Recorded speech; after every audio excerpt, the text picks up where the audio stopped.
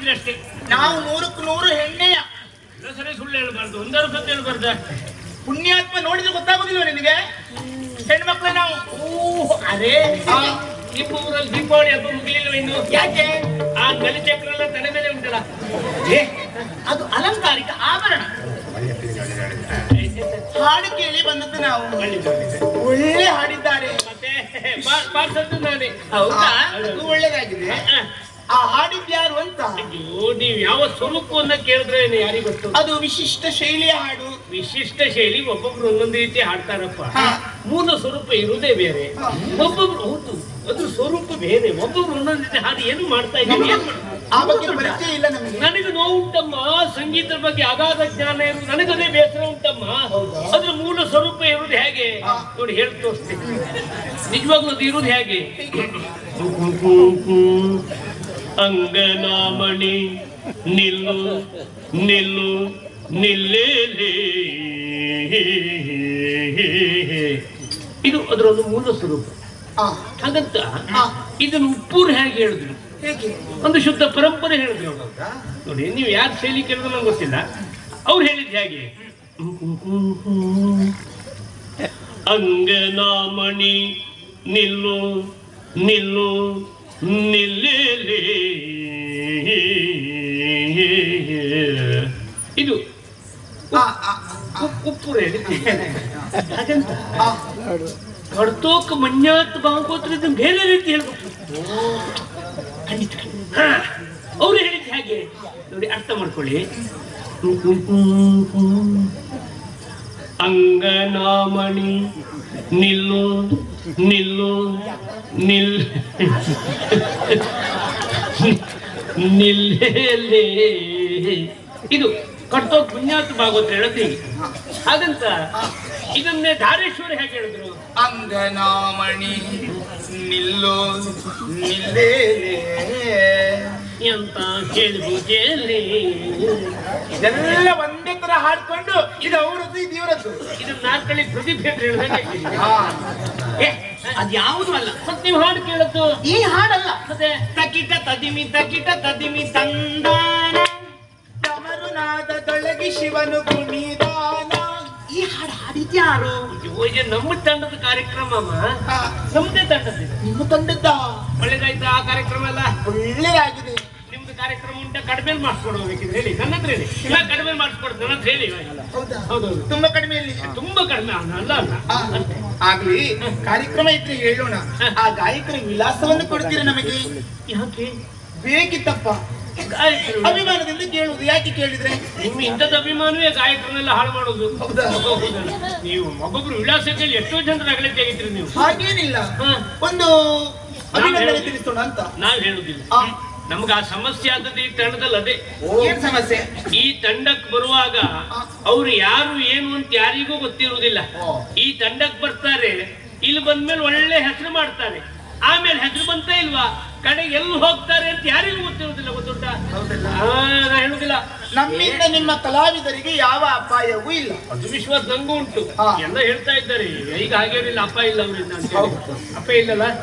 ಅಪಾಯ ನಿಮ್ಮಿಂದ ಅಪಾಯ ಇಲ್ಲಲ್ಲ? ಯಾರಿಗೂ ಇಲ್ಲ. ನೀನ್ ಹೇಳುದೇ ಬೇಡ. ಬೇಡಪ್ಪ, ಅವರ ಹೆಸರು ಹೇಳಿದಕ್ಕೆ ಕಷ್ಟ ಅಂದ್ರೆ ಅವರು ಎಲ್ಲಿದ್ದಾರೆ ಅಂತ ಆದ್ರೂ ಹೇಳಿ. ನಾನು ಹೇಳುದಿಲ್ಲ, ನಾನು ಒಟ್ಟಿಗೆ ಇರುವುದು. ಆಯ್ತಾ? ಅವ್ನು ನನ್ನ ಜೊತೆಗಿದ್ದ, ಅವನ ಜೊತೆಗೆ ನಾನಿದ್ದೆ. ಅವರಿರುವುದಲ್ಲಿ ನಾನಿದ್ದಲ್ಲೇ. ಅವರಿರುವುದಲ್ಲಿ ಹೇಳುದಿಲ್ಲ. ಅವರಿರುವುದಲ್ಲಿ ಹೇಳುದಿಲ್ಲ. ಅವರಿರುವುದಲ್ಲಿ ಹೇಳುದಿಲ್ಲ. ನೀವಿರುವುದು ಕಲಾನಿಕೇತನದಲ್ಲಿ. ಧನ್ಯವಾದ. ಇದ್ದದ್ದು ಯಾಕೆ ಹೇಳ್ಬೇಕು ನಾನು ಇವರಿಗೆ? ನೀವಿಬ್ರು ಇರುವುದು ಒಟ್ಟಿಗೆ. ನೀವಿರುವುದು ಕಲಾನಿಕೇತನದಲ್ಲಿ. ಆರಾಧನೆ ಕಣೆ, ಆರಾಧನೆ ಕಣೆ, ಪದದೋಳು ಇಂದು ಮೀರಿ ಲಜ್ಜೆಗಳ ನೀನೇ, ಪದದೋಳು ಇಂದು ಮೀರಿ ಲಜ್ಜೆಗಳ ನೀನೇ.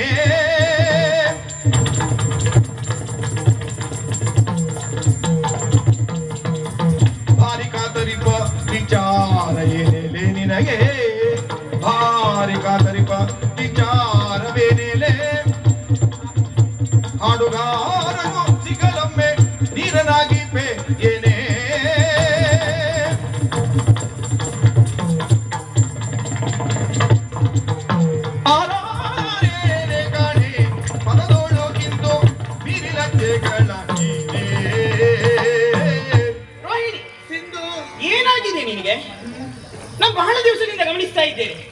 ನೀನು ನೀನಾಗಿಲ್ಲ, ಒಬ್ಬಂಟಿಗಳಾಗಿ ಕಾಲ ಕಳೆಯುವುದಕ್ಕೆ ನೀನು ಪ್ರಯತ್ನಿಸ್ತಾ ಇದ್ದೀಯ.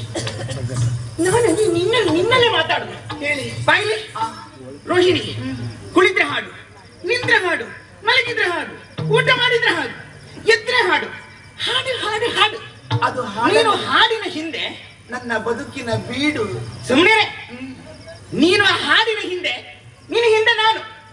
ನನಗಿದೇ ಕೆಲಸ ಆಯ್ತು. ರೋಹಿಣಿ, ಸತ್ಯ ಹೇಳಬೇಕು, ನಿನ್ನಲ್ಲಿ ಏನೋ ಬದಲಾವಣೆ ಆಗಿದೆ. ನನಗೆ ಗೊತ್ತುಂಟು, ನಿನ್ನ ಭಾವನೆಗಳು ಬದಲಾಗುತ್ತಾ ಇದೆ. ಏನನ್ನೋ ಪಡೆಯುವಂತಹ ಆ ಆತುರ ನಿನ್ನಲ್ಲಿ. ರೋಹಿಣಿ, ಸತ್ಯ ಹೇಳು, ಹಾಡು ಹಾಡು ಅಂತ ಹೇಳ್ತೀಯಲ್ಲ, ಆ ಹಾಡಿನ ಬಗ್ಗೆ ನಿನಗೆ ಆಸಕ್ತಿ ಏನೇ? ರೋಹಿಣಿ, ಆ ಹಾಡುಗಾರನ ಮೇಲೆ ಮನಸ್ಸುಂಟ ನಿನಗೆ?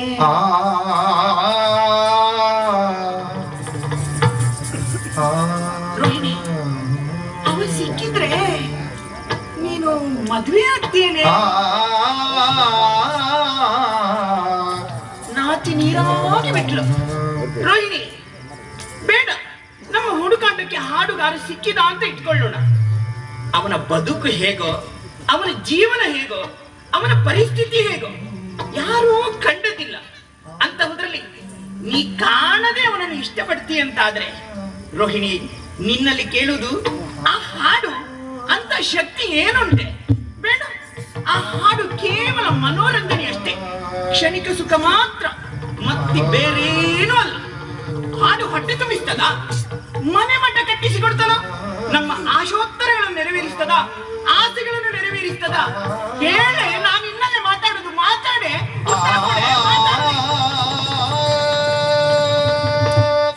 ಮಳೆಯು ಸುರಿಯುವುದಿಳಿಗೆ ರಾಗದಿ, ಮಳೆಯು ಸುರಿಯುವುದಿಳೆಗೆ ರಾಗದಿ, ಮಳೆಯು ಸುರಿಯುವುದು, ಮಳೆಯು ಸುರಿಯುವುದಿಳೆಗೆ ರಾಗದಿ, ಬೆಳಗುವುದು ದೀಪಗಳು, ಬೆಳಗುವುದು ಬೆಳಗುವುದು ದೀಪಗಳು ಗಾನದಿ.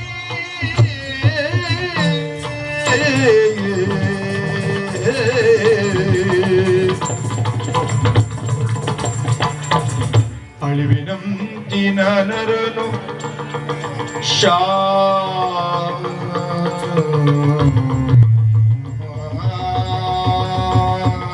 ಶಾಂತಿಯ ತಳೆವ, ಅಳಿವಿನಂಚಿನ ನರನು ಶಾಂತಿಯ ತಳೆವ, ಉಳಿವನು ರಾಗದಿ ಅನುರಾಗದಿ, ರಾಗದಿ ಅನುರಾಗದಿ.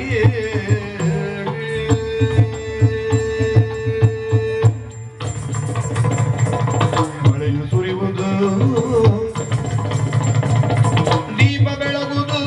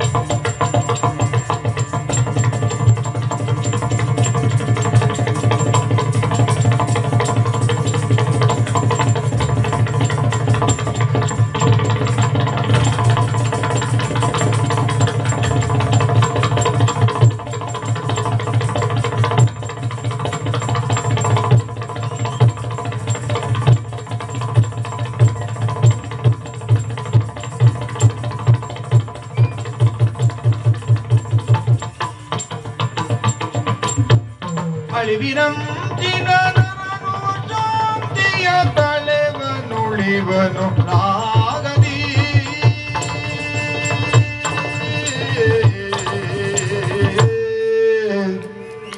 ಏನಾಯ್ತು ನಿಮ್ಗೆ? ಸಿಂಧೂರಿ ಹಾ, ರಾಗ ರಾಗ ಅಂತ ನಾನು ಬಿಡುವ ಧ್ಯಾನದಲ್ಲಿದ್ದೇನೆ.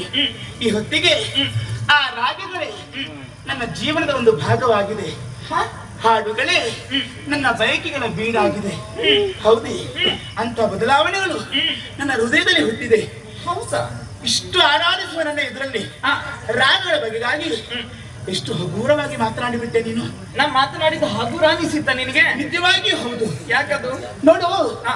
ರಾಗದಿಂದ ಹೊಟ್ಟೆ ತುಂಬುತ್ತದೆ ಅಂತ ಕೇಳಿದೆಯಲ್ಲ, ಏನೇ ಹೊಟ್ಟೆ ತುಂಬದಿದ್ರೆ ಏನು, ಮನಸ್ಸು ತುಂಬುತ್ತದೆ. ಹೌದಾ? ಹಾ, ಆ, ಇಂದಿಗೂ ಕೆಲವು ಕಡೆ ರಾತ್ರಿ ಸಾಂಸ್ಕೃತಿಕ ಕಾರ್ಯಕ್ರಮವಾಗುತ್ತದೆ. ಎಷ್ಟೋ ಜನ ಕಲಾಭಿಮಾನಿಗಳು ಕಲಾವಿದರ ಎದುರು ಬಂದು ಕುಳಿತುಕೊಂಡು ಆ ಕಲಾವಿದರಿಗೆ ಪ್ರೋತ್ಸಾಹ ಮಾಡ್ತಾರೆ, ಚಪ್ಪಾಳೆಯಿಂದ ಅವರ ಪ್ರತಿಭೆಯನ್ನು ಹುರಿದುಂಬಿಸುತ್ತಾರೆ. ಅಂತಾದ್ರೆ ಅವರಿಗೆಲ್ಲ ಮಾಡ್ಲಿಕ್ಕೆ ನಾಳೆ ಮನೆಯಲ್ಲಿ ಬೇರೆ ಕೆಲಸ ಇಲ್ಲ ಅಂತಲೂ ಅಲ್ಲ, ಬೇರೆ ತಿರುಗಾಟ ಇಲ್ಲ ಅಂತಲೂ ಅಲ್ಲ, ಪ್ರತಿಯೊಬ್ಬರ ಹೃದಯದಲ್ಲಿಯೂ ಕಲೆ, ಸಂಗೀತ, ರಾಗ ಮನೆ ಮಾಡಿದೆ ಇರುವುದೇ ಅರ್ಥ. ಇದು ರಾಗ, ಇದು ಸಂಗೀತ, ಇದು ಶ್ರೇಷ್ಠತೆ. ಹಾಗೆ ಸಿಂಧು, ನಿನಗೇನು ಹೇಳ್ತೇನೆ ಕೇಳು. ಒಂದು ಮಗು ತಾಯಿಯ ಮೊಲೆ ಉಡ್ತಾ ಇರುತ್ತದೆ. ಆಗ ತಾಯಿಯಲ್ಲಿ ಅದು ಹಾಡಿದ್ರೆ ತಾನು ಹಾಲುವುದನ್ನೋ ಬಿಟ್ಟು ತಾಯಿಯ ತುಟಿಯನ್ನು ನೋಡ್ತದೆ. ಹಾಗಾದ್ರೆ ಆ ಮಗುವಿಗೆ ಹೊಟ್ಟೆ ತುಂಬಿಸಿಕೊಳ್ಳೋದಕ್ಕಿಂತ ಹೊತ್ತಿಗೆ ಮನಸ್ಸು ತುಂಬಿಸಿಕೊಳ್ಬೇಕಂತ ಮನಸ್ಸು ಬಂತು. ಇದು ರಾಗ. ಏನೋ ಅರಿಯದ ಮಗು ಸಹಿತ ಸಂಗೀತಕ್ಕೆ ವಶವಾಗಿ ತಾನು ಸೋತು ಹೋಗುತ್ತದೆ ಅಂತಾದ್ರೆ ನಾ ಸೋಲದೆ ಏನೇ? ಪ್ರಕೃತಿಯ ವಿಕೋಪಕ್ಕೆ ಒಮ್ಮೊಮ್ಮೆ ಭೂಮಿ ಬರಡಾಗಿ ಹೋಗುತ್ತದೆ ನೋಡು. ಆಗ ಮಲಾರ ರಾಗಗಳಲ್ಲಿ ಶ್ರೇಷ್ಠ ಎಂದೆನಿಸಿದ್ದು ಮೇಘಮಲಾರ ಎನ್ನುತ್ತ ರಾಗ. ಆ ರಾಗದ ಪ್ರಸ್ತುತಿಯಿಂದ ವರ್ಷಧಾರೆ ಎನ್ನುವುದು ಎಳೆಯನ್ನು ಸೇರ್ತದೆ, ಭೂಮಿ ಹಚ್ಚ ಹಸಿರಾಗುತ್ತದೆ. ಒಂದು ರಾಗಕ್ಕೆ ಮೋಡದ ಅಭಿಮಾನ ದೇವತೆ ಆಗಿರುವಂತ ಇಂದ್ರನು, ವರುಣರು ಸೋತು ಹೋಗುತ್ತಾರೆ. ಸಾಮಾನ್ಯ ಹೆಣ್ಣು ನಾ ಸೋಲದೆ ಏನಮ್ಮ? ನೀ ಸೋಲು ತೊಂದ್ರೆ ಇಲ್ಲ, ಆದ್ರೆ ನಿನ್ನ ಮನಸ್ಸು ಇಷ್ಟು ದುರ್ಬಲ ಅಂತ ನನಗೆ ಗೊತ್ತಿರ್ಲಿಲ್ಲ. ಇದು ದುರ್ಬಲ ಅಲ್ಲ. ಯಾಕೆ ಗೊತ್ತಿದ್ಯಾ? ಕಾಣದೇ ಇರುವಂತಹ ವ್ಯಕ್ತಿ, ಆ ಗಾಯನ, ಅದಕ್ಕೆ ನೀನ್ ಸೋಲ್ತಿ ಅಂತಾದ್ರೆ ಏನೇ ಇದು ಹುಚ್ಚಾಟ? ಇಂದ್ರನಂತೆಯೋ ವರುಣನಂತೆಯೋ ಕಲೆಯನ್ನ ಆಸ್ವಾದಿಸುವ ಶ್ರೀಮಂತ ಕಲಾಮನಸ್ಸು ನನಗುಂಟು ಬಿಟ್ರೆ ಇದು ದುರ್ಬಲ ಮನಸ್ಥಿತಿಯಲ್ಲ. ಸಿಂಧು, ನಾವು ಕೇಳಿದ್ದೀವಲ್ಲ ಶನೀಶ್ವರ ದೇವರ ಮಹಿಮೆಯನ್ನ. ವಿಕ್ರಮಾದಿತ್ಯ ಎಲ್ಲವನ್ನ ಕಳೆದುಕೊಂಡ, ಗಾಣದ ಮೇಲೆ ಕುಳಿತುಕೊಂಡು ದೀಪಕ ರಾಗವನ್ನ ಹಾಡಿದ. ತಾಮಲಿಂದ ಪುರವೇ ಮಣಿಮಯವಾಯಿತು. ಒಂದು ದೀಪಕ ರಾಗದಿಂದ ನಿರ್ಜೀವವಾಗಿರುವಂತಹ ದೀಪವು ಬೆಳಗುತ್ತದೆ, ಜೀವವಾಗುತ್ತದೆ, ಸೋತು ಹೋಗುತ್ತದೆ ಅಂತಾದ್ರೆ ಸಾಮಾನ್ಯ ಹೆಣ್ಣಮ್ಮ ನಾನು ನಾ ಸೋಲದೆ ಏನು ಹೇಳು? ಇದೆಲ್ಲದಕ್ಕೂ ಹೊರತಾದ ಒಂದು ರಾಗ ಉಂಟು, ಅಪೂರ್ವವಲ್ಲರಿ ಅಂತ. ಆ ರಾಗದ ವಿಶೇಷತೆ ಗೊತ್ತಾ ನಿನಗೆ? ಯಾರಾದ್ರೂ ರೋಗಿಷ್ಠರ ಮುಂದೆ ಆ ರಾಗವನ್ನ ಪ್ರಸ್ತುತಪಡಿಸಿದರೆ ರೋಗ ಗುಣವಾಗುತ್ತದೆ. ಹೌದಾ? ಹೌದೇ? ಅಷ್ಟೇ ಅಲ್ಲ, ಒಂದು ವೇಳೆ ಸಾವೇ ಸಿದ್ಧವಾಗಿದ್ದರೆ, ಯಮಪಾಶ ಹಾಕಿ ಇದ್ದರೆ ಪ್ರಕೃತಿಯ ಅಥವಾ ಸೃಷ್ಟಿಯ ನಿಯಮಕ್ಕೆ ವಿರುದ್ಧ ಆಗಬಾರ್ದಲ್ಲ. ಹಾಗಾಗಿ ಅದರ ಶ್ರೇಷ್ಠತೆ ನರಳದೆ ಸಾವನ್ನು ನೀಡುತ್ತದೆ. ಹೌದಾ? ಒಂದು ರಾಗ ರೋಗವನ್ನ ಗುಣಪಡಿಸ್ತದೆ, ನರಳದೆ ಸಾವನ್ನ ನೀಡುತ್ತದೆ ಅಂತ ಆದ್ರೆ ರಾಗಕ್ಕೆ ಇದಕ್ಕಿಂತ ಶಕ್ತಿ ಇನ್ನೇನು ಬೇಕು ಹೇಳು? ಅಂತಹ ಪ್ರಭಾವಿ ರಾಗವೇ ಅದು. ಹೌದು. ಅಂತ ರಾಗಗಳು ಬಹುಶಃ ಇನ್ನು ಮೇಲು ಮಾತ್ರ ಉಂಟು. ಒಂದಂತೂ ಸತ್ಯ ನೋಡು, ಯಾವುದು? ಯಾರು ರೋಗಿಷ್ಠರು ಇರ್ತಾರೋ ಅವರ ಸಮ್ಮುಖದಲ್ಲಿ ಈ ರಾಗ ಹಾಡುವವರನ್ನು ತಂದು ನಿಲ್ಲಿಸಿದ್ರಾಯ್ತು, ಹಾಡಿಸಿದ್ರಾಯ್ತು. ದೇವ್ರ ಜಾಣ ಅದಕ್ಕೆ ಅವಕಾಶ ಕೊಡ್ಲಿಲ್ಲ. ಒಂದು ವೇಳೆ ಆ ರಾಗ ಧರೆಗಿಳಿದಿದ್ರೆ ಎಲ್ಲರ ಮನೆಯಲ್ಲೂ ಒಬ್ಬೊಬ್ರು ಆ ರಾಗ ಕಲಿತಾ ಇದ್ರು, ಕಲ್ತ್ಕೊಂಡು ರೋಗ ಸಾವನ್ನು ಅವರೇ ಹಿಡಿತಾ ಇದ್ರು. ಆಗ ಯಾವ ಜಾತ್ರೆ ಇಲ್ಲ, ಯಾವ ಉತ್ಸವ ಇಲ್ಲ, ದೇವರು ಯಾರಿಗೆ ಬೇಕಾಗಿಯೂ ಇಲ್ಲ.